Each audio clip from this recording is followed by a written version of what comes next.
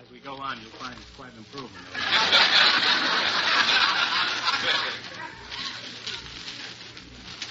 How many heard the show last night? Pretty good average, 173, I got.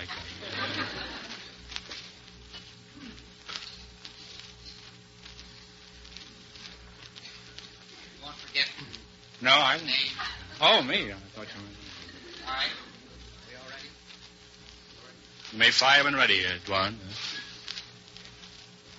George is cute looking. Ladies and gentlemen. You wouldn't think he's wanted by the police in 3 cities.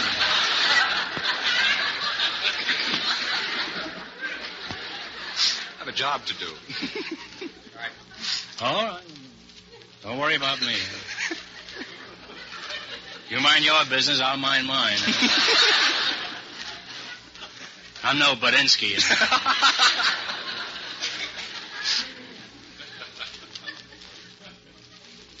Ladies and gentlemen. With Bauer and then...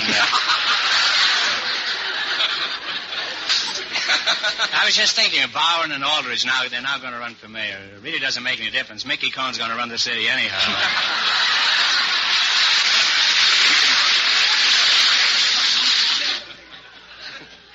Anyhow, I gave that woman her house back.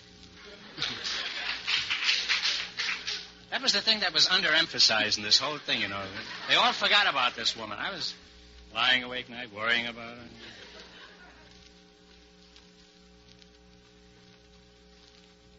What a crook that Pearson.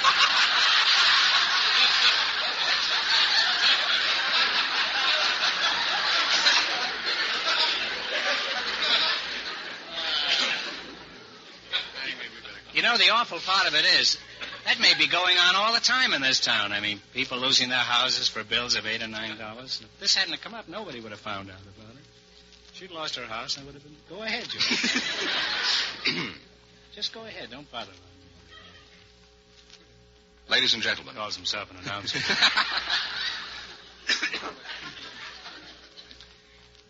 Ladies and gentlemen, the secret word tonight is head. H-E-A-D. Really? You bet your life.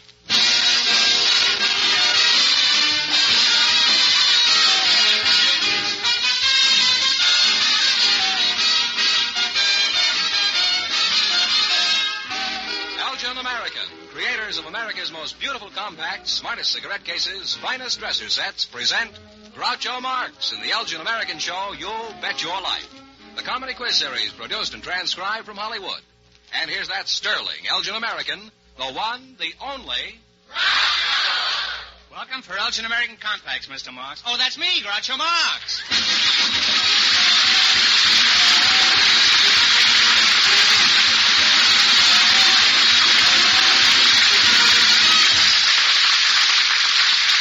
Thank you. Tonight we have $1,000 for one of our couples. George Fenneman, who's first to try and take it away from me? Just before we went on the air, the studio audience selected a bachelor and a spinster to be on the show. And here they are. Miss Harriet DeBow and Mr. Norton Schreiner meet Groucho Marx. Welcome to the Elgin American program, folks. And if you say the secret word at any time we're talking, you'll each win the amazing new Apollo 16mm sound movie projector. It's a common word, something you use every day. Miss, DeBow, is that? Yes, sir. DeBow, is that yes, sir. French? Yes, it is. Harriet? French descent. Huh? French descent. French descent. It's good enough for me. Now, you're a spinster, eh? Yes, I am, sir. What kind of work do you do, Harriet? Well, for 20 years I was a telephone supervisor and 20 years a hotel clerk. I'm now retired and going to school. You're kind of doing the whole thing backwards, aren't you? I started out to work very young. You started out to work, and now you're going to school. Yes, sir. You romp to school in the morning, bring the teacher an apple or something? No, I go to evening school. I'm taking up vocabulary. What do you bring in the evening? Pancakes? Or... Yes, And now, how long have you been going to school? About 6 months, sir. 6 months, huh? You teacher's pet? Well, I'd like Some to be. of them do. No, I mean, that's an old joke. Just ignore that. You'd like to be the is it a man teacher? No, it's a miss. Spinster like myself. Forget it. You're silly to even go there. You're telling me.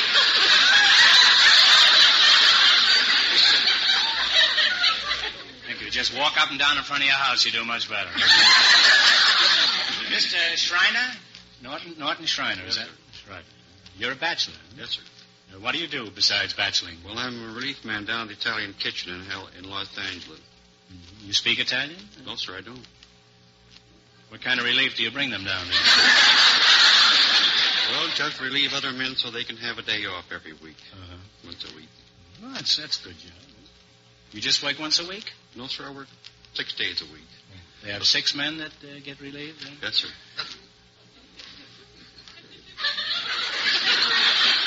Suppose they had 7 men. You'd be out of a job. Well, I probably would.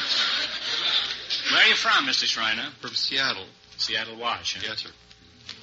Mighty nice city. Good fishing. You a stranger to Southern California? No, sir, I've been here about 20 years. 20 years, huh? Well, you better make up your mind whether you're going to stay before your round-trip ticket expires. How long have you been a bachelor? 47 years. 47 years? Yes, sir. How old are you? 47. Oh, you were a bachelor even when you were a kid? No, not that long ago. How long have you been a bachelor, Harriet? 25 years. 25 years. Spinster, I meant. 25 years. 25. You're 25 years old? No. 25 years a spinster. You're not born a spinster.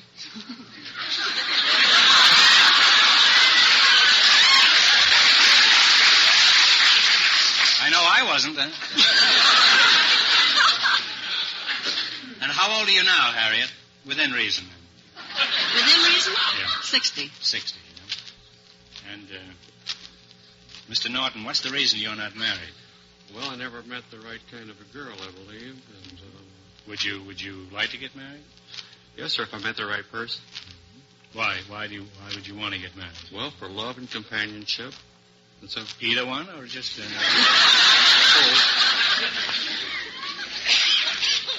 Are there many bachelors in your family? none.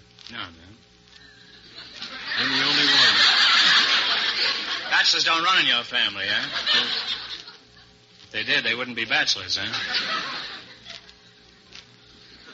You've never been hooked, eh? no, sir. Have you been on the brink of being hooked? Yes, sir, I went with a girl for about 2 years, and I think I was rather slow on the romance, and they got acquainted with my cousins, and that was the end of it. You got acquainted with your cousin? No, sir, she did. Oh, she did, huh? And your cousin married her? Evidently.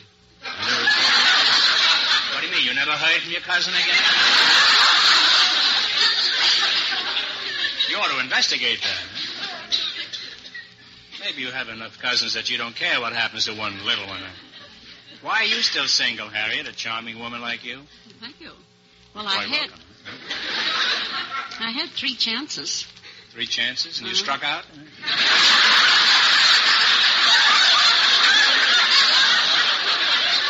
I was too particular, I think. I lost them.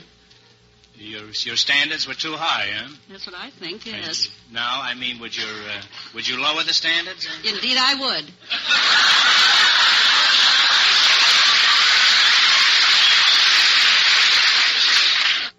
Well, there's no reason why you shouldn't lower the standards. Clancy lowered the boom.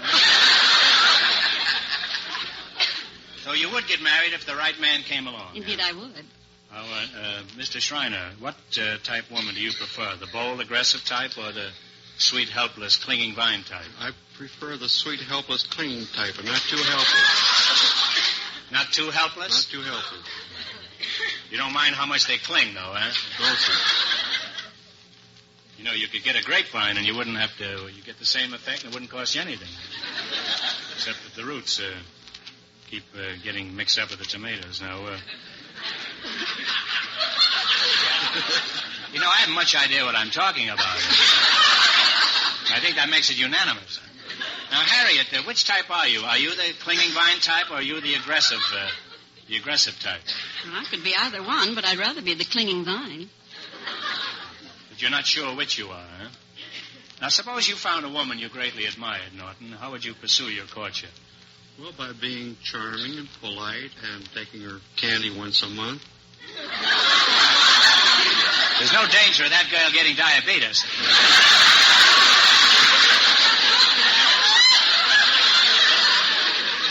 You seriously think that a box of candy would last a girl a month? Well, I don't know. I doubt it. You'd have to supplement that with something else, you know, like Frankfurters or apples or banana splits or something? And how would you be charming, I mean, specifically? What would you do? Do you turn the charm on and off like hot water? Or? Well, you can do that way. Yes. And how do you do it, I mean? Well, by being pleasant. Pleasant. Well, that's a pretty fair way to do it. Where would you take her for entertainment? Has she seen Night at the Opera at the Markel Theater? Well, take her. Or don't you consider that entertainment? Huh? No, we'll take her to the park. Take her to the park? In the zoo. Well, if I had my choice, I'd take the park, too. You take her to the zoo? Yes, sir. You think that would be safe? Well, you can learn about wildlife, the birds and the bees.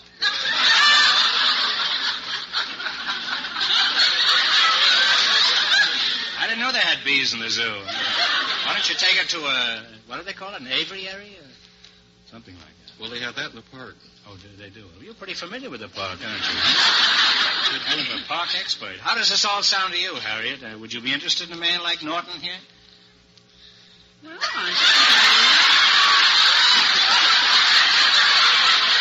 healthy anyway. He's robust. I think she's measuring you for size.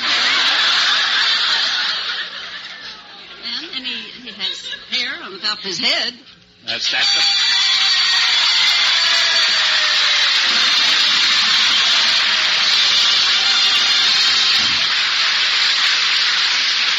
Harriet, you said it. You said head, and so you each win an Apollo 16mm sound movie projector. Oh, thank you. Not only that, you could walk out of here with over $1,000 tonight. You're really using your head to good advantage tonight, Harriet. Why, thank you, sir.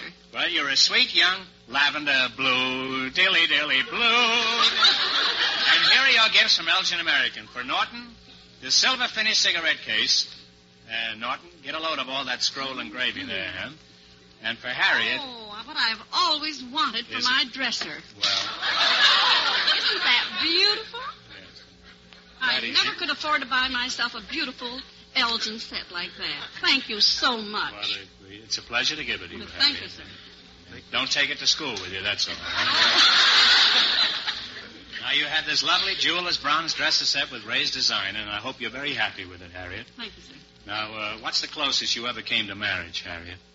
Well, the second sweetheart that proposed to me was very, very fond of me, but of course I was quite young. And after we were engaged, I went out with other boys. So, of course, he didn't like that. You didn't? No. Some fellows are nuts, aren't they? Yeah, he thought I was a butterfly or something, I guess, and so he didn't want to take any chances. So he asked me to return the engagement ring, which I did. And I've never been sorry for it. No. And what happened to the third one?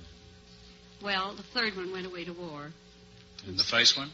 Well, the first one, he entered the monastery. Well, there's all kinds of escapes, I guess.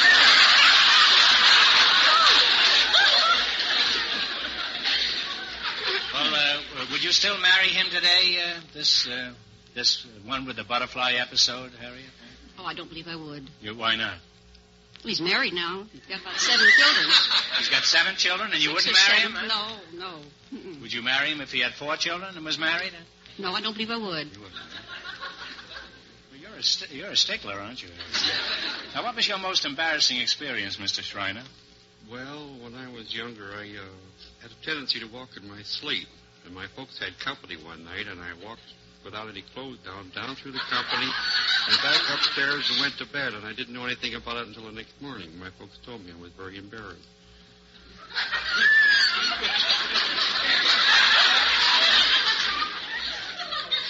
Do you make a habit of doing this? Not so anymore. You don't, huh? You go to bed with an overcoat on now, I suppose. Huh? How old did you say you were, Norton? 12 years old. You are now 12 years old? I was 12 years old. Oh, you were 12 years old. Well, that age, it's not so important. Now, let's pretend that I'm your father. Harriet, you pretend you've made up your mind about Norton and you want to marry him. You come into the parlor and I'm sitting there knitting a hot water bottle. What for? Well, it looks better, I think, knitted. Huh? And you ask my permission. Now, you go ahead. What would you say to me? I'm your father now, and you ask me. We're only pretending. You're my father? Yeah, I'm your father. You want to marry this chap, and you come in the parlor, and I'm sitting there. Well, Father, I'd like to marry this young man. I know he's much younger than I am, but I probably need a younger man.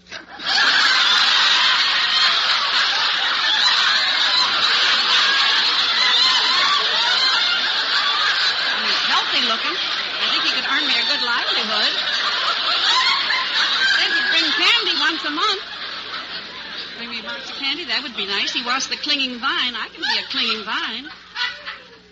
Well, at this moment, the water is running out of the hot water bottle.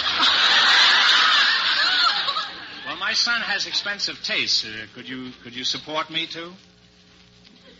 Yes, I'd be willing to support you, too. He's a growing boy, you know. Would you care for him through his customary childhood ailments like gout and rheumatism? Yes, I think Falling arches? Yes, I would. He's always had a roof over his head. Could you give him a nice home? Where? No, he'd have to provide the home for me. Would there be room enough for me, too? Yes, indeed. We'd make room for you. Well, Harriet, you have my permission. You may marry my son. Huh? Blessings on thee, little man, barefoot boy with cheeks of tan. My name is Groucho Marx, and I'm 81 years old. Now, Norton, what have you got to say for yourself? Well, I don't know. Why don't you marry her, Father?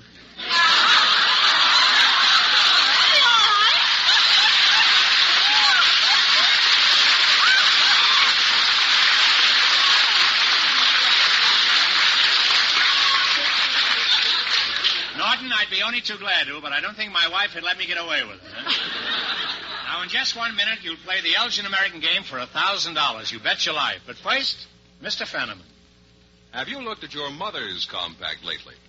Mother's Day is May 8th, and an exquisite new Elgin American compact is the glorious gift of beauty and utility she'll carry with the greatest pride for a long, long time.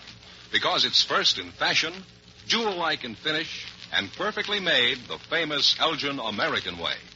Tomorrow, see these preferred compacts in smart costume colors, silver finish, jeweler's bronze, and sterling silver at your favorite store. And at the price you want to pay.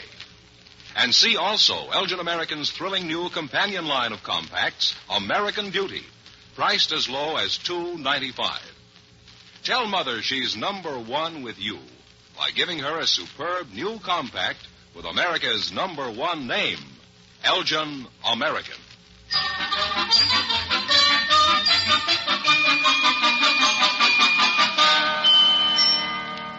Now, let's see if you two will get a chance at the $1,000 question. You're going to play You Bet Your Life. Fenneman, tell them the rules. Each of our three couples has $20. They bet as much of that 20 as they want in each of 4 questions. The couple that earns the most money gets a chance at the $1,000 question at the end of the show. Our other 2 couples are in a waiting room off stage, so they won't know what goes on until it's their turn. Here we go. Let's see how high I can build you $20. What question category did you select? Co-stars in recent movies. That's right. Now, here's your first question. How much of the 20 you going to go for? $10. $10. Who played opposite Bob Hope in The Paleface? Jane Russell. Jane Russell is right. They're on their way with $30. Remember, you're going for $1,000 tonight. How much of your $30 will you try? 20. 20? Is that all right, Yes, sir. Harriet? Mm-hmm. Who played opposite Jane Wyman and Johnny Belinda? Lou Ayres. Lou Ayres is correct. Now they have $50. Here's your third question. You have $50. How much are you going to try this time? 40. 40. You don't care what Harriet says. Well, I'm the clinging vine. Oh, you're kind. the He clinging can do vine. whatever All he right. says is okay. Oh, fine. Who played opposite Loretta Young and Mother as a freshman? Van Johnson. Van Johnson. They're really on their way. They have $90. You have climbed up to $90. Here's your last chance to beat the other couples. How much will you try? All of it. All of it. Who played opposite Madeline Carroll and Don't Trust Your Husband? Fred McMurray. Fred McMurray is right. And they wind up with $180. Don't forget, you each won an Apollo Sound movie projector for saying the secret word. Thanks and good luck from Elgin American Compacts. Now, don't go away. You still have a chance at the big question. Perhaps the next couple will say the secret word, too, Groucho. Remember, it's head. They've been in a waiting room off stage. Okay, boys, bring them in. Just before we went on the air, our studio audience selected a telephone operator and a housewife, and here they come.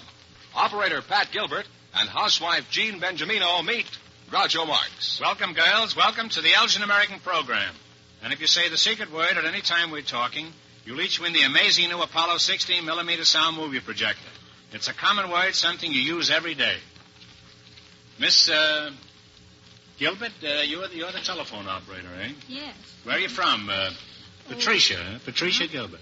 The telephone company. You're from the telephone company, huh?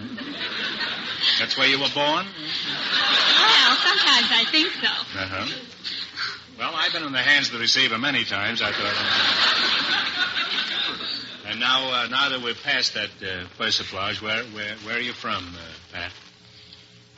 I'm from Plymouth, Massachusetts. Plymouth, Massachusetts. Yes. Rhode Island Red. Huh? Uh-huh. Well, you look much better than that rock up there. I'll say that. Oh. Are you married, Pat? No, I'm not. You're not, huh?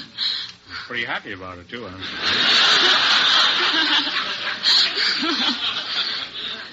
What kind of a man are you working for? Oh, well, I'm not very fussy. Someone like Gregory Peck, about 6'4", and black hair, just an ordinary thing. Mm-hmm. Would you take Gregory Peck? Would you take Gregory Peck if he was 6'2"? Well, I'd consider it.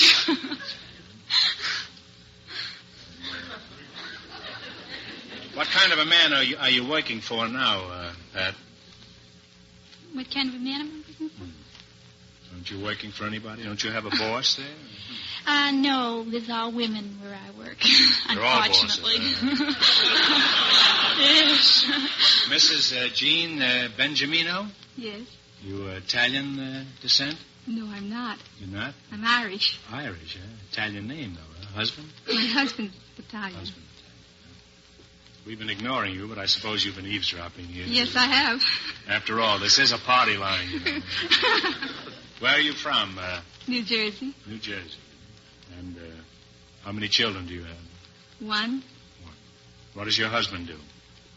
He's a civilian patrolman. How many children does your husband have? One.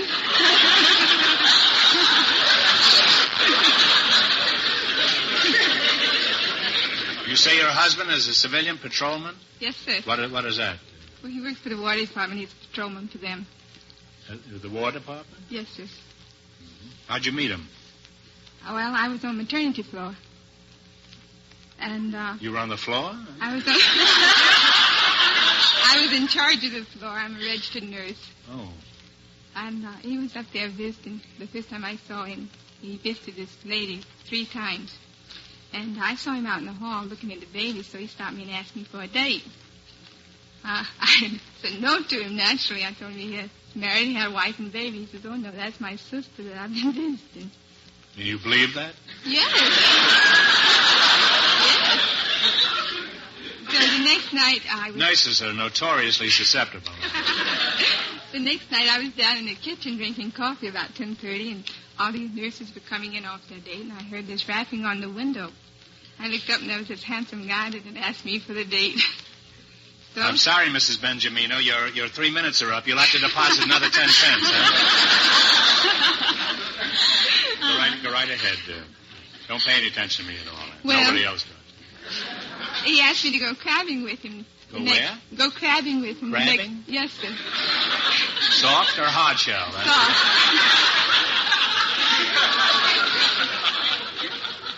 So I told him no. Well, he says, if you don't give me a date to go crabbing with me tomorrow, I'm going to raise everybody up in the hospital. I'm going to wake everybody up. He was pretty crabby already, wasn't he? So I said, okay, I'll go crabbing with you tomorrow if you'll just get away from the window. I didn't mean to keep that date. Well, have you ever gone crabbing with anybody else before? Is that the customary procedure for romance in the Yes, place? during the summertime they go They crabbing. don't go dancing? They go crabbing, everybody? They go dancing, too. Well... While they're crabbing? And do they go crabbing while they're dancing? I imagine some of them do. So, now you're in the boat, huh? No, I was asleep the next day because I was sleeping. I was on night duty. So I heard this rap on the door, and the matron comes in. And she says, there's a nice young man out here. He wants to go crabbing with him. I said, oh, no. She says, oh, get up. Evidently, he had saw the matron and convinced him that I should go crabbing with him. So she talked to me and talked me into going crabbing with him. So He was a very persuasive fellow. he certainly was. And is he still very persuasive? Yes, he He is. talk you into anything? Well, he talked me into 3 months crabbing with him. And when the crabbing season was over, well, we just got ready Yes, to what get did you do married. when the crabbing season was over?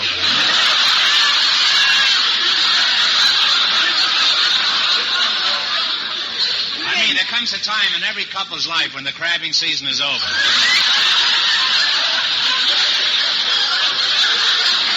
Then they get married and the crabbing starts all over again.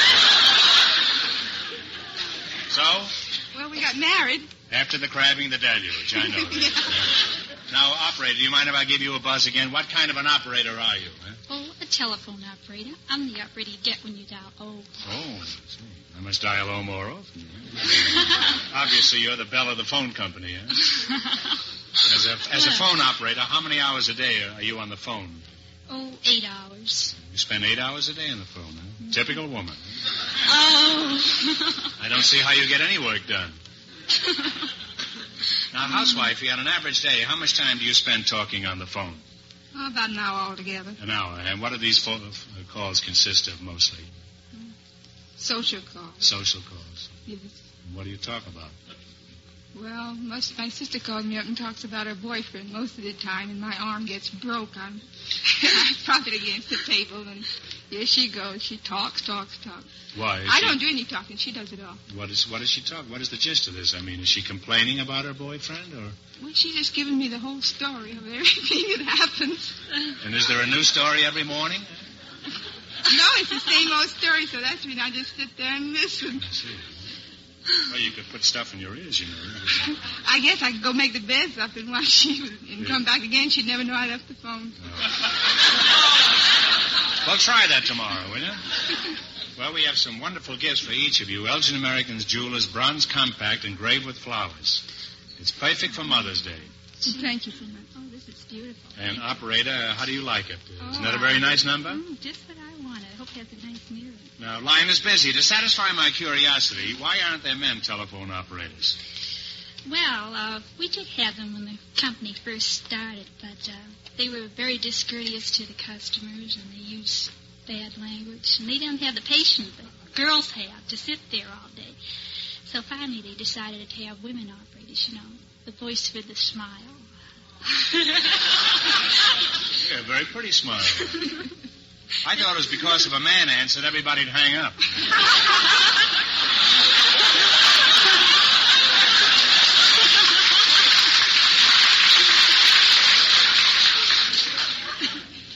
What training is necessary for your job, Pat? Well, we go through 12 weeks training on with an instructor on a dummy board. A dummy board? Yeah. It's, is it anything like a smorgasbord? What is a dummy board? Well, it's made up to look just like a real board, but the only thing is it seems like you're on a real board, but it's not connected up. They can't put any calls through. And the board of directors are all dummies? They sit around there watching? How can you tell when some swindler sticks a slug in a phone instead of a nickel? Well, I listen to money so often, I can tell by the tone of the bell. If it doesn't ring. Well, remember that. I've lost a lot of slugs lately. I always thought you operators bit the nickel face before you put the call through. Must get pretty monotonous sitting there all day, doesn't it? What do you do for relaxation? Take the plug out for a canter around the park? Oh, that's an idea. How often do you have a rest period, Pat? Well, we have a rest period about every 2 hours. Do you ever get angry with a subscriber who bawls you out? Oh, no. I'm trained to be very patient and courteous. I never get angry. You never get angry, huh? No. Tread softly and carry a big stick. Yeah. You treat your customers. Grit your teeth. Well, you have nice teeth. You can grit them. If I grit mine, they'll fall out, huh? You treat your customers with a great deal of respect and reverence. I've noticed that you always observe 2 full minutes of silence before you answer a call. That's because we're busy. You're busy, huh? Now, what's the strangest call you ever had, Pat? And what's the strangest Pat you ever had call, huh? Well, one of the strangest calls the other day, this man called me up and he said, operator, how about fixing me up on a date tonight with a blonde? I have a lot of calls like that, but this one, I don't know what he thought it was, the Lonely Hearts Bureau. You don't answer any of those calls at all? Suppose it had been for a brunette. Well. Now, what's the most embarrassing experience you've ever had? The most embarrassing experience? Well, I can't think of any single one. Oh, well, the other day I answered this call. It was a private line signal. I was so busy working, I didn't notice. I took it for a coin box, so I pressed the coin return, and I said, please deposit 40 cents for 3 minutes. And he said, operator, I'm speaking from my own home. Where do I deposit it? Was my face red? Well, he could have dropped it in the garbage disposal. Now, what was the most expensive call you ever had, Pat?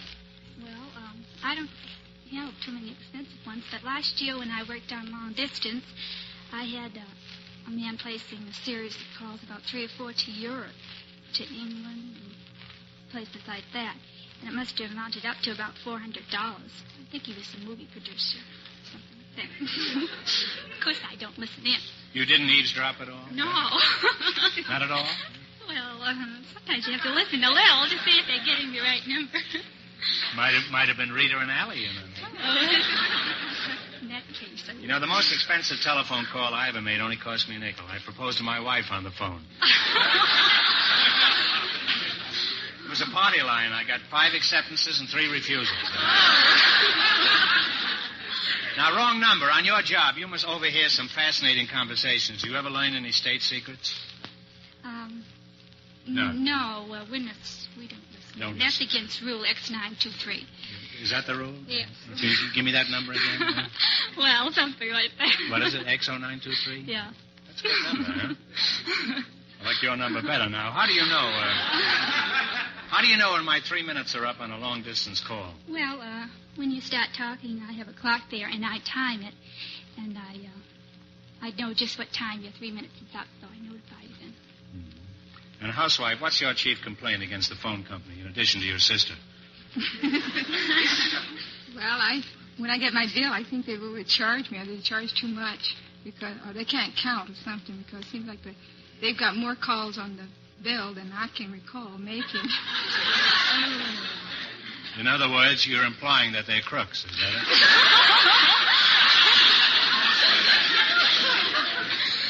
I can have it's worse than a laundry bill. I can't figure mine out. Extra calls, they don't know no details or anything. Now, what have you got to say to that, operator? Well, that's a pretty serious charge. It's the customer's fault because they don't realize how long they talk. 3 minutes. Don't blame her. It's her sister. It isn't her. Well, what advice do you have for your customers? Well, do you have anything to tell them that could cut down their phone bill? Cut down their phone bill? Well, maybe to time their calls or not to talk so much. Not to go into such detail. Oh, I see. Now, but suppose I called you up and tried to make a date with you. What would you do? Suppose I'd call you up and say, operator, what are you doing tonight?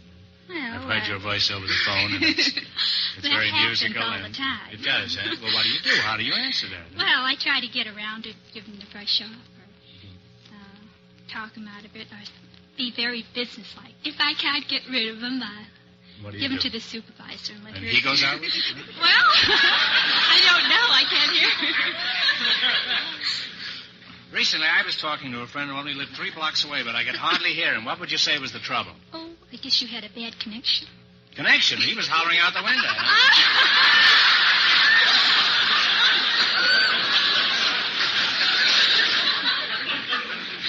A busy signal. What are your favorite complaints against telephone subscribers? Oh, they're not very courteous, and besides that, they treat us like we're a machine, and after all, we're not. You certainly don't look like a machine to me, Pat, huh? Oh, thank you. If that was the way machinery looked, I'd become an engineer in the morning, huh?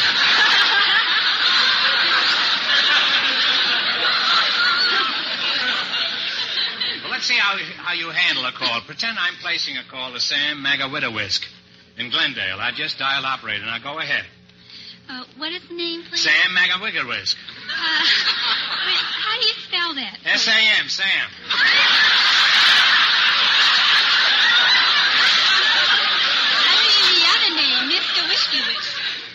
I could spell it, I'd write him a letter.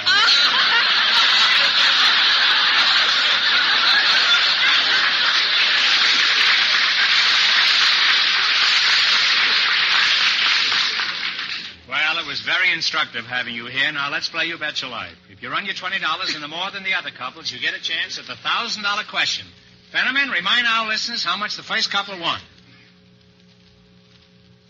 Here we go. Let's see how high you can build your $20. What question category did you select?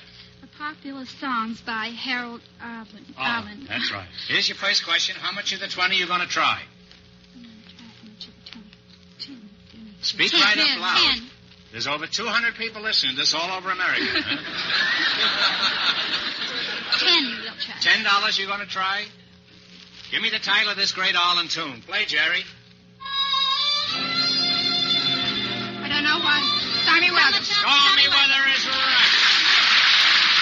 We now have $30. Remember, you're going for $1,000 tonight. How much of the $1,000, wait, how much of your $30 will you go for?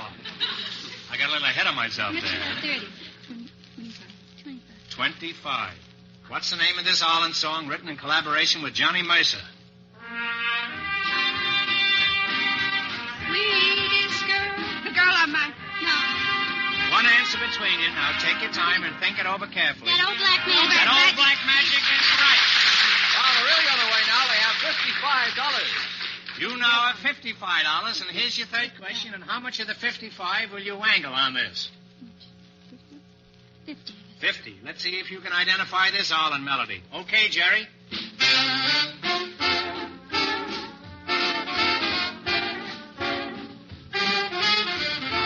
Accentuate the positive. Accentuate the positive. That's exactly what they're doing. They now have $105. Yippee! You have $105. Here's your last chance to beat the other couples. How much of the 105 will you nibble at?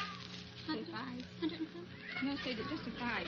No coaching now. You know how much the other couple won. 90? Okay, what is it? 90. $90, huh? In German, they call that Ausgerechnet. All right, $90, huh? What's the name of this melody by Harold Arlen? Paper Moon, it's only a bit long.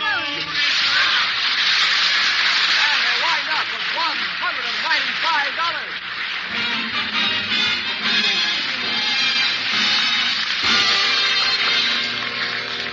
Thanks and good luck from Elgin American Compacts. Now, in just 1 minute, our last couple will play You Bet Your Life.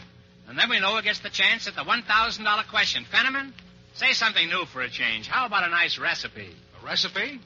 All right, Groucho, how's this? A recipe for happiness.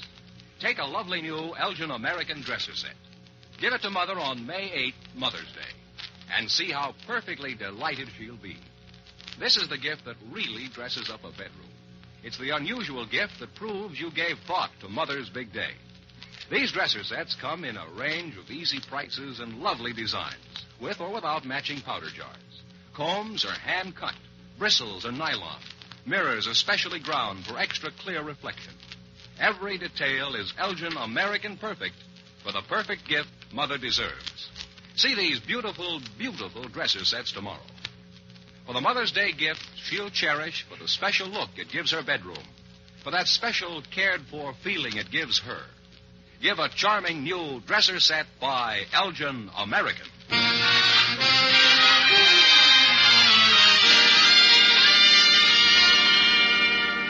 Now then, we'll soon know who's going to earn the most money tonight and get the chance at the $1,000 question. George, who's ahead so far? Well, the telephone operator and the housewife are ahead with $195.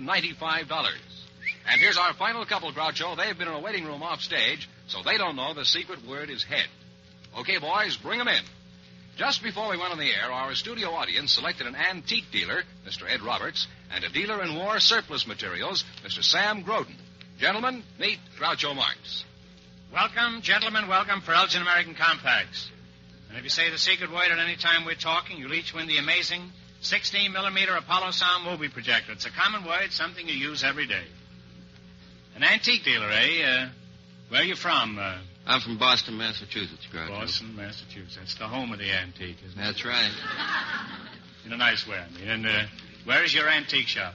My antique shop is located at 9095 Santa Monica Boulevard. Are you married? No, I'm not, Groucho. Have you got a girlfriend? I sure have. Are you going to get married? Well, that lies in the future. Well, it usually does. How did you meet your girlfriend? Well, I was walking along Hollywood Boulevard one day, Groucho. That's the place for it, then. Right near the corner of Vine. La Brea isn't bad, either. I got one a couple of weeks ago up in the top there. I bumped in... You pardon me, Mr. Roberts. I didn't mean to interrupt you. I bumped into her while she was walking along. She was carrying a lot of bundles. And the bundles scattered all over the street. I bent down to help her pick them up. And at the same time she did, and our heads bumped.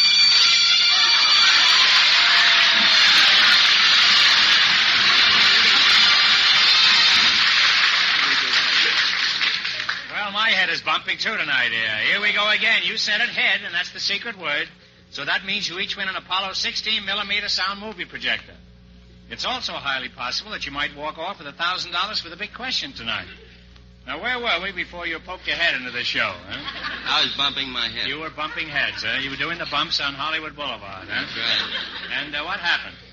Well, I helped her pick up her packages, and we went into one of the drugstores for a Coke and started to talk, and ever since then we've both been talking. What happened to the bundles? Did you ever find out what was in the bundles? No, I didn't, Groucho. Did it ever occur to you that perhaps this was a device on her part to hook you? No, it sure didn't. You look like a pretty hep young guy, and I'm surprised that you should get fooled by anything as obvious as that. We do, no matter how hep we are. It doesn't make any difference, no. Ultimately, you'll get hooked, Mr. Sam Groden, you're the war surplus dealer. Yes, sir. We have 2 stores. Oh, now, wait a minute. Let's get in a few words about Elgin American Place, You have 2 stores, huh? That's right. You deal in war surplus. That's right. How many times have you been indicted? How's business, Mr. Groden? Just fair. Business is fair, huh? Well, even that's pretty good. Who wants to buy a surplus war? Huh? And we got a brand new one coming up. Where are you from, Mr. Groden? Los Angeles. I'm a native son. Native son, huh? Some native daughters out there would like to hook you, too. Already married. Already married. Are you wasting your time? You are married, huh? That's right. Is your present wife your first sweetheart? No, she isn't. What happened to the others? Well, Did you sell them as surplus? No, I didn't sell them as surplus. When I went in the Navy, I just forgot about them. That's the typical Navy attitude, isn't it? Now, Mr. Roberts, the antique dealer, just what is an antique? An antique is generally, has a general conception of being at least over 100 years old. Is that the only qualification? That's the main qualification for an antique. Well, I'm coming down the stretch. You can get me in about 3 months, huh? Is your girlfriend fond of antiques? She sure is. Well, will you, the next time you bump into her, will you give her my phone number? What was your most unusual experience as an antique dealer? Well, Groucho, my most unusual experience was having a woman walk in the shop, and she was shopping for a soup tureen. Well, she... Any particular kind? Noodle or matzo ball or... Probably matzo ball. Matzo ball, right? Are there differences between soup tureens? I mean... Not as far as matzo and noodles. You mean soup tureen is a soup tureen. I mean, it'll handle matzo balls or noodles, huh? I'm glad to know that, you know. I thought you had a different kind for each one, huh? So, anyway... Well, anyway, she found one that she liked very much. The only trouble with it is that I had to remind her that most soup tureens had 2 handles. This was not a soup tureen, as it only had 1 handle. She liked it well enough and bought it anyway. I think she's serving soup now. Well, I'll skim over that, huh?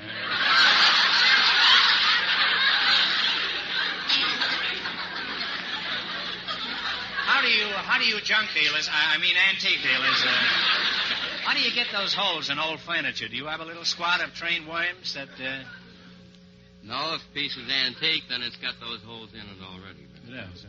Well, how does it get the holes in it? I mean, Well, I don't know who trained the little worms, but evidently there were worms at one time that did make the holes in the pieces. That's the only test of an antique it has? No, that isn't the only test, but it's one of them. Where do you get your antiques? Well, I have all of my antiques shipped in. You breed your own worms? You have them all shipped in? I have them shipped in from the New England states. My mother does the buying back there from various private estates. Long trips she makes through the small towns and everything? That's right, through the small towns of New England. Have you ever been fooled by a phony one? I sure have. How do people get bamboozled by antiques? Well, when I first started in the business, I went ahead and bought something that I believed genuinely to be an antique. A man walked in, and I tried to sell him this piece and found out that he'd reproduced it himself less than 2 years before that time. Well, when you get stuck with an antique that was made in Grand Rapids, are you always successful in palming it off on some sucker? None of my antiques come from Grand Rapids. I remember one time in New England, I nearly got stuck with an antique. But I knew instantly her paint was cracked in the wrong places. Actually, her legs were what fooled me. I thought they were Duncan Fife legs. As a matter of fact, they did belong to Duncan Fife. I know, because he came back the next morning and got them. He was pretty drunk. His name might have been Drunken Five. I don't remember. Now, war surplus, you've been standing there like you were surplus. Wake up, you're about to make a sale. Tell me, just what do you sell? Well, you name it, we have it. Okay, watermelons. I mean, specifically, what do you sell? Oh, You name it, tents. we have it, huh? You sell what? Tents, tarps, shovels, What's a tarp? lifeboats, life belts. Sell lifeboats? Lifeboats. You have water in your store? Not very far from the water. Well, how do they find out if the boat is non-leakable? Huh? Well, these are all brand new boats. They come in original cartons. How big are these scows? Well, it's a 7-man boat. You mean 7 men have to come in at one time to buy this thing? Well, just one man can come in. One man and buy comes in and buys it? it. That's right. Well, how long would you say it is? And Oh, it's about 18 foot long. what do they use them for? Go fishing in them. They don't go in the water. They just fish in the boat? I mean, are that big? Oh, no, they take them down to surf and take them out and go fishing. Are they good boats? Oh, brand What do new. you sell them for? $49.95, and that includes the fishing equipment, anchors, sea anchors, sails, oars. There's Not an outboard motor with it, huh? no. We don't Hey, I supply might the buy one of those. It's Huh? a good deal. Yeah. Where would you use it, huh? We'll take it on to the beach. Even road handle one of those, huh? Oh, it's easy. Anything else you sell in your stores? Oh, shovels, May West. How much is May West? I might come in there. We sell her for $1.95.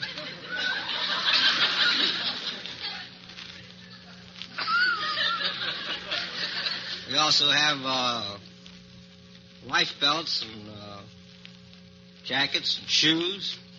You're all ready for a war, aren't you? No, not right now. No. Were you in the war, the last one? I was in the Navy. Did you have your own boat? The government supplied one for me. What was your most embarrassing experience, war assets? Well, the most embarrassing experience was when I got married. The judge was going through the ceremony, and I kept saying, I do, and the judge says, one I do's enough. That was just about my most embarrassing experience. What'd you say? I do. You just kept on repeating it, even after he told you it was enough. Huh? I'm still doing it. I do. Well, you're just an old yes man at home, eh? Not quite. Well, just to show you how welcome you are, we have an Elgin American silver finished cigarette case for each of you. These have an engraved panel design. Now, war surplus, just what does most of your merchandise come from? Well, Army, Navy, and the Marine Corps. You were in the Navy, huh? That's right. I bet you had the biggest duffel bag in the Navy, huh?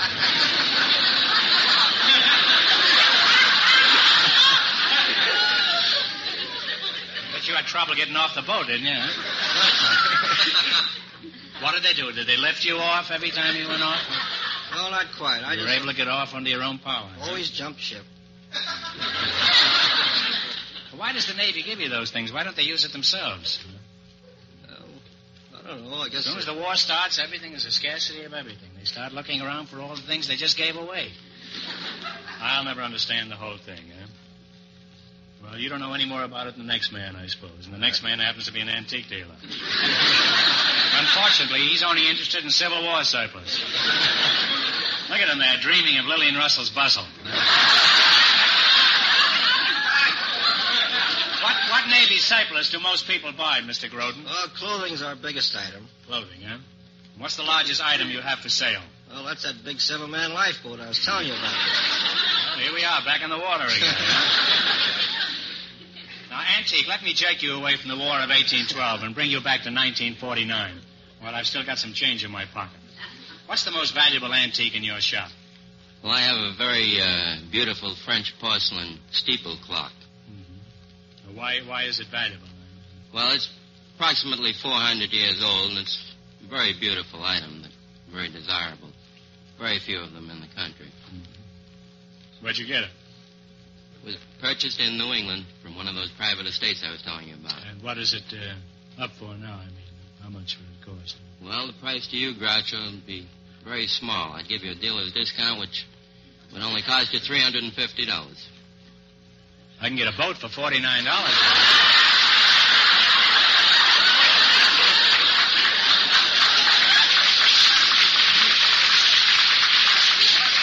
Does this clock run? I wouldn't guarantee it, Groucho. Well, it wouldn't make any difference. I never know what time it is anyhow. Now, look, I'm not going to buy anything, but do you have any rare bargains in addition to that? I mean, something a little cheaper? Nothing, huh? Not too much, Groucho. Well, what was your most embarrassing experience, Mr. Roberts? Well, the most embarrassing experience I ever had, Groucho, was when I was invited to a basketball game. I was going to high school at the time. I thought there'd be a mixed crowd there. I walked in and unfortunately found myself the only male in the crowd. The entire gymnasium was full of women. You must have had a field day, huh?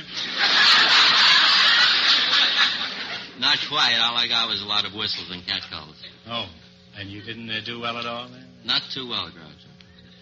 Didn't get in the game at all? No, I was on the sidelines. My Aunt Minnie has a passion for collecting old spinning wheels and fixing them. She can fix them so they stop on any number she wants to. Now, let's see how you work together as a team for $1,000. You're the last couple to play You Bet Your Life. You beat the other two couples, and you get the $1,000 question. I can't tell you how much they won, but George is off stage to remind our listeners.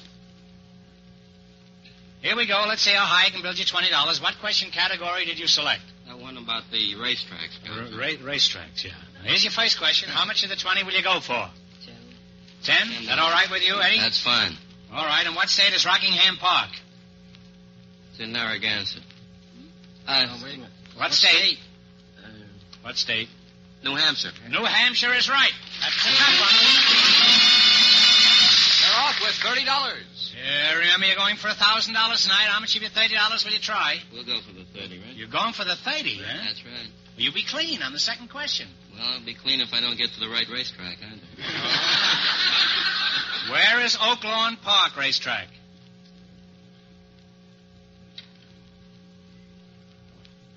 Chicago. Illinois. No, I'm sorry, it's Arkansas. That was a tough one. You bet all your money and didn't do so well. I'm too soft-hearted to let you go home broke, so I'm going to give you one more chance. You get this one right and you win $10. It's a toughie, so think hard now. What large ocean washes the Atlantic coast of the United States? The Atlantic. The Atlantic Ocean is right. Groucho, that means that the telephone operator and the housewife with $195 get the chance at the $1,000 question.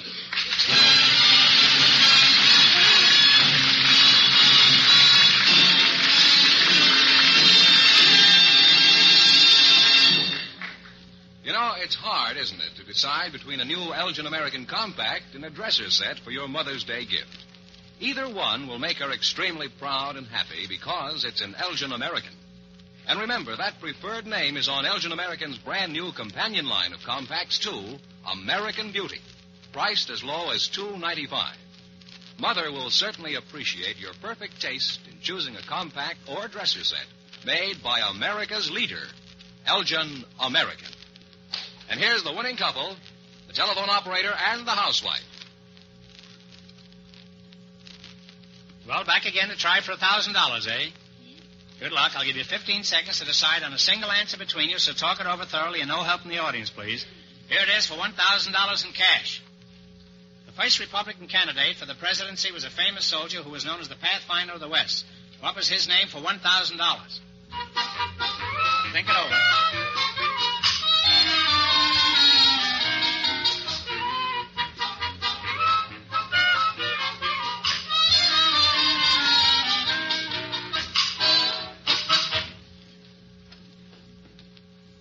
And what is the answer you two have decided upon? William Cullen Bryant? No, I'm sorry. The answer is General John C. Fremont, a great soldier and leader. Oh, I knew it. He explored every part of the West, but he just couldn't find his way into the White House. So that means the big question next week will be worth $1,500. You've been a wonderful team, and in addition to the 16-millimeter Apollo Sound movie projector, you also earned $195 in the quiz. Congratulations, and thanks to both of you.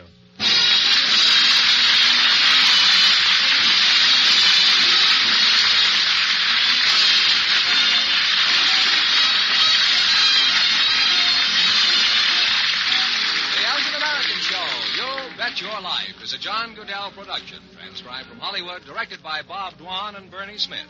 Music by Jerry Fielding. Remember, next week's big question pays $1,500. Be sure to tune in again next Wednesday night at this time for You'll Bet Your Life, starring Groucho Marx, presented by the creators of America's most beautiful compacts, smartest cigarette cases, and finest dresser sets. Good night, folks. Young man, have you looked at your mother's compact lately?